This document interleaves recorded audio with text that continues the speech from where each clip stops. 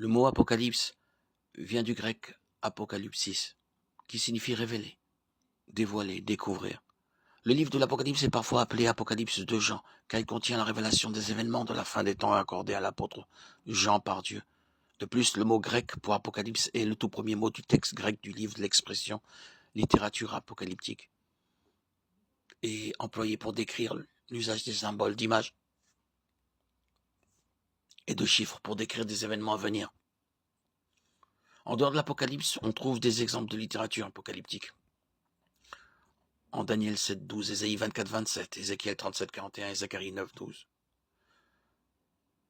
Les livres apocalyptiques ont été écrits à une époque où il était prudent de dissimuler le message par des images et symboles, plutôt que de le communiquer directement. De plus, l'emploi de symboles permet de préserver une part de mystère sur les détails géographiques et chronologiques. L'objectif n'était cependant pas de créer la confusion, mais plutôt d'instruire, d'encourager ceux qui demeureraient fidèles à Dieu dans les temps difficiles.